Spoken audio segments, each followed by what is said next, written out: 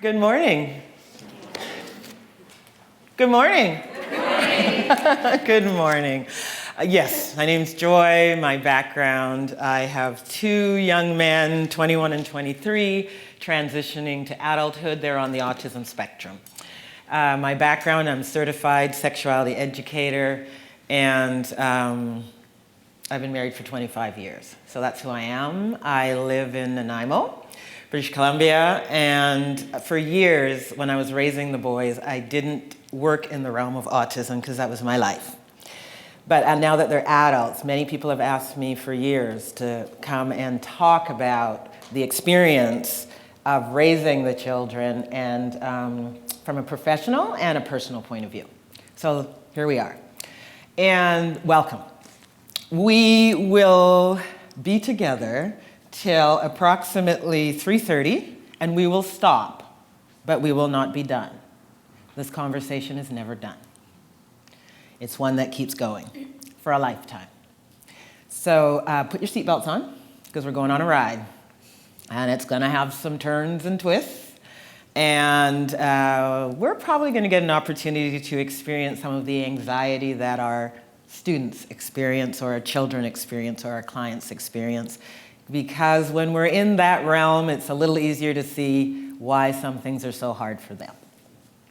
Now, even though I said my children have autism, any children with neurodevelopmental challenges, Down syndrome, fetal alcohol effect, or syndrome, or spectrum, we have many different definitions for FAS, and associated conditions, this conversation will apply to all those conditions and experiences. I will probably use the word neurodiverse more than I'll use the word autism or autism spectrum or ASD. Because what I've discovered with my sons being self-advocates, if they are in the room, it gets a little hard to listen to the word autism, ASD, and spectrum all day long. Neurodiverse, we can take that. Neurotypical, neurodiverse, and some people are neurodiverse, means diverse ways of learning and have no labels, but still know they have unique learning styles that need to be addressed. So when I use neurodiverse, it's inclusive, okay? So let's find out who's here first. If you are an educator in the school system, can you please raise your hand? If you are an educational assistant in the school system, can you please raise your hand? Are speech therapy? Yay. Occupational therapy? Yay. Parents? Awesome. Parents of children with, who are neurodiverse and have specific learning needs? Very good. Students, university students, post-secondary?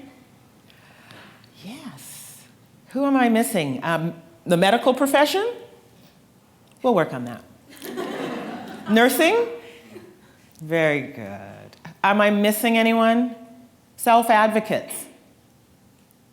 Oh, great. Okay, welcome. So we're ready to start. All right, so let's just start with a single arrow is easily broken, but not 10 in a bundle. So I often say that when we're working with individuals with challenges, sometimes whether we're an educator or a parent, whatever our role is, sometimes we feel alone because we're trying to figure something out and we're wondering if anybody else gets the frustration or the dilemma, and we forget sometimes that we're part of a bundle. And when we remember we're part of a bundle, it means there's always another resource available, human resource, to support us. So today we're a bundle on behalf of a common conversation. You have your agenda, and I'm not really going to read through it a lot other than to say that the break is at 10:15. Do take a look at the book table. It's worthy to have many of these books in school libraries, community libraries, and home libraries so that the information is available right there beside the cookbook. Sometimes we have it in the house, but we can't find it. It's buried in the bookshelf somewhere, and if they find it, they can read it. But, you know, put it right beside one of their other favorite books. So the browse table is there to look at some of the resources that are available. And my main request will be to come back from the breaks on time, because we're going to fit about 2 days of information, maybe 3, into one. Okay? So what are our objectives for today?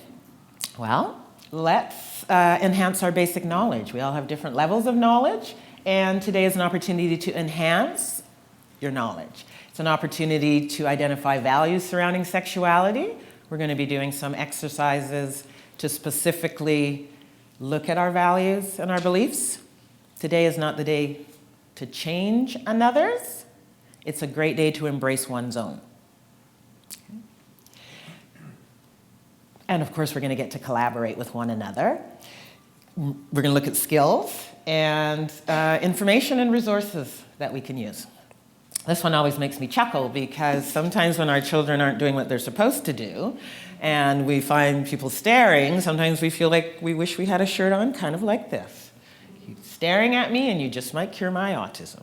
Okay, and then we'll work on your social skills. And that's just some of the kids who had the t-shirt on just felt like sometimes they'd prefer if we looked the other way while they compose themselves, you know. I wanted to start by saying that before we move into social skills and sexuality, I just want to highlight a few very fundamental pieces that we must take into consideration when we're working with individuals, specifically on the autism spectrum. Because learning to relate is not so automatic. And that means that typical children will learn naturally many social skills, and our children on the spectrum, it can be learned, many of the skills. Their development is different, and it must be taught in a way that they can learn and understand. And we'll see more of that. These are the diagnostic pieces, but I want to make them make sense. So when we look at what we call social interaction skills and deficits, we hear all these fancy words. When you see the parent with the baby, I remember when my second child was born, we never got that look. There was just no bonding, no connection. And so every time I look at pictures of babies like that, I go, wow, that's what babies do? Because they just didn't have that connection. And some children, they have this connection at the beginning, and it falls away by the time they're 2 or 3, and then we have to look at what's happening. I bring up conversing and downloading because many of our children on the spectrum, they don't converse, they download. So they start to talk about a specific interest and it keeps going. And you and I could remove ourselves and leave the wall in front and they could keep talking. That's downloading. So the challenge with downloading is if 2 individuals go for a walk and they're both on the spectrum and they download the entire time, it's possible to come back after 3 hours and still not have made a connection with the other human being, which can lead to isolation, depression, all kinds of things. And we think they're socializing, but they're actually downloading. And until they can actually converse, they're not connecting. Now, you and I can appreciate downloading because sometimes we come home from work and we want to download. We don't want the other person to say a thing. And they say things and it irritates us because we just want to download. And then after we finish downloading, then we say, what would you like for dinner? Or what are we going to have for dinner? Now we're conversing. When in our relationships, if we say, I just need to download, then the other person can just listen. It's kind of a relief, actually, because you don't have to do anything with it. And then there's times when we want to say, I'm not downloading, I actually need you to respond. And then they go, oh, okay, thanks for telling me. So even in the neurotypical world, sometimes we have to distinguish the difference with the people around us. Right? Lack of spontaneous seeking of enjoyment and interest. And sometimes somebody might say, look at this, is this ever great? And they just kind of walk by and they're just not really interested, and things that we think would gather their interest do not. They're interested in what they're interested in. Relationships with peers. There will definitely be some challenges there, and we're going to talk about why. And a lot of it has to do with the ability to attend to the same thing at the same time and be in the same conversation. We call it joint attention. Often that's impaired. And social reciprocity is impaired. So for a neurotypical 3-year-old, we'll throw them a ball and they'll get it, and they'll throw it back. They'll just naturally reciprocate. But for those of us who are neurodiverse, when we're 3, you throw us the ball, we look at the ball, we leave with the ball, or we drop it, or we play with it, but we're not giving it back. That just doesn't even come up to actually send it back and reciprocate. Now, we're going to be talking about sexuality today. And a lot of these concepts, it'll be like, yeah, but what does this have to do with sexuality? If people don't have joint attention, if they don't socially reciprocate, there's no such thing as mutual consent. So it becomes a big deal in the later years. So in the formative years, in elementary and high school, we keep going back to joint attention and social reciprocity and can you read faces and other people's feelings? Because without those building blocks, it's not safe to be in relationships with other people. Okay? So it's a big deal. Qualitative impairments in communication. So when we look at, there's not much make-believe play. I think when I look at the little girl with the light looking in the other person's mouth, and I think of my children in a doctor's office, and they'd pick up the light, but it would never dawn on them to imitate a doctor's behavior. They'd shine it on the floor, they'd shine it on the wall, they'd shine it in their eyes, but it would never dawn on them to do what those 2 little girls are doing, because that's imitation, and imitation is also impaired. Okay? Or sometimes they'll imitate, but it's random what behavior gets imitated. So it may not actually be legal behavior or appropriate behavior that's imitated because it's so random. You might find as I'm speaking, you're thinking of students, children, and lights start to go on about why they're having challenges socially. So then when we look at limited play in the early years, it's interesting when we talk about the lack of flexibility and sometimes say, well, what does that mean? Well, let's just say that maybe a child who's neurodiverse has a train and they're moving it along like this on the wheels. And that's how you play with a train.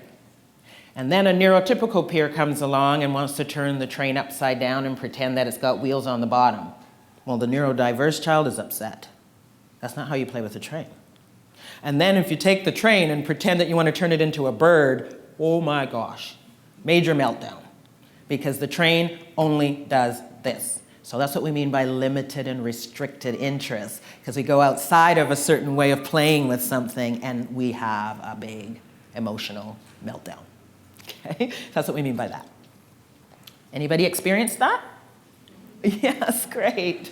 Okay, and then when we look at theory of mind and mind blindness, so the ability to imagine the internal states of others, those thoughts, guess the thoughts of others, is very difficult. And often impaired as well. So sometimes we just don't get it, like what somebody means or what they said, it just doesn't compute. So when we look at these pieces, it explains why socialization is so hard and not so automatic. But people on the autism spectrum, people with neurodevelopmental challenges want to have friends. They want to be with people. They want to connect with their relatives and their siblings. And they want to have boyfriends and girlfriends. And thank goodness we're at a time when many can have boyfriends and girlfriends because of early intervention and because of the work we're all doing together in our bundle. We can't do it alone. So what do we mean by social skills? Well, what we're ideally hoping for is any interactions we have with other people bring desirable results versus negative or undesirable results. So it's best understood as, how do we navigate a social environment? And it's so multi-layered, and it's so bound in content and context. And I say that because when I work with individuals who are neurodiverse, I start where they are at, in their context and in their content, and then we go from there. Now, when I work with individuals, I often work with them one-on-one or in small groups. The advantage that I have working with them is that because I'm teaching about sexuality, they actually have to find their voice, and they actually have to find out how they're going to navigate their life independently. Because you and I aren't going to be there when they're in the bedroom for their first sexual experience. I mean, that's not what we intend. We don't intend to be there, as far as I know. Right? So they're going to have to prompt themselves, because we're not going to be prompting them in that situation. Now, some individuals do get prompted in that situation, but that's a whole different conversation. And we're not going to have that one today, because it won't be happening at school. Okay? Why teach them? Well, because meaningful relationships matter to all of us. And there's so much stress and anxiety and depression when we can't connect. We're not as happy. Our self-esteem, there's 3 components to self-esteem. I belong. Where do I belong? I can. Yes, maybe I can't hear, but I can dance because I can feel the vibrations in the floor. I can. And the 3rd part of self-esteem is appreciation. Who appreciates me? And who do I appreciate? That's important to all of us. And we want to be socially accepted. And let's face it, if we're failing socially consistently, we're going into our room, we're closing the door, because when there's no people around, there's no such thing as autism. It's just when I come out and try to relate to people. So sometimes we get tired of failing. So we retreat, like anybody would. Right?